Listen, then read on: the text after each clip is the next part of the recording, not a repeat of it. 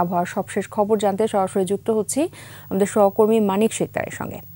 মানিক, রাতে বৃষ্টির পর আজ তাপমাত্রা একটু কম, জনজীবনের কেমন প্রভাব দেখছেন? ওয়ালটন এয়ার কন্ডিশনার এক্সচেঞ্জ অফারে স্প্লিট এসিতে 23,000 টাকা পর্যন্ত নিশ্চিত ছাড়। তাজনবা, যেটা হচ্ছে আপনি জানেন যে এই যে দীর্ঘ 1 মাস ধরে যে তাপপ্রবাহ বয়ে চলেছে, সেই তাপপ্রবাহে গতকাল ঢাকা সহ সারা দেশের বেশ কিছু এলাকায় বৃষ্টি হয়েছে। বিশেষ করে আমরা যদি বলি, গতকাল চট্টগ্রাম অঞ্চলে বেশ ভালোই বৃষ্টিপাত হয়েছে। রাঙ্গামাটি জেলায় 67 মিলিমিটার বৃষ্টি হয়েছে। এছাড়া রাজধানীতে গতকাল ঢাকায় 10 মিলিমিটারের মতো বৃষ্টি হয়েছে।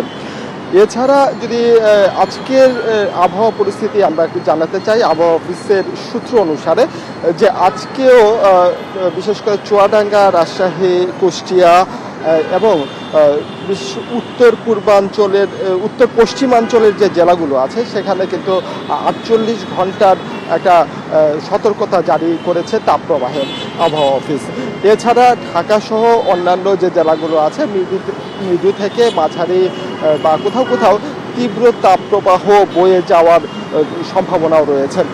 এছাড়া আবহাওয়া অফিস আরও যেটা জানিয়েছে যে আজকে রাজধানী সহ দেশের বিভিন্ন স্থানে, বিশেষ করে সিলেট, চট্টগ্রাম, বরিশাল, ময়মনসিংহের বেশ কিছু স্থানে বৃষ্টির সম্ভাবনা আছে এবং আগামীকাল অর্থাৎ 5 তারিখে এই বৃষ্টির যে বিস্তার সারা দেশে ছড়িয়ে পড়ার একটা সম্ভাবনা আছে। তো তাজনবা, এই ছিল আমার কাছে এখানে থাকা সর্বশেষ তথ্য।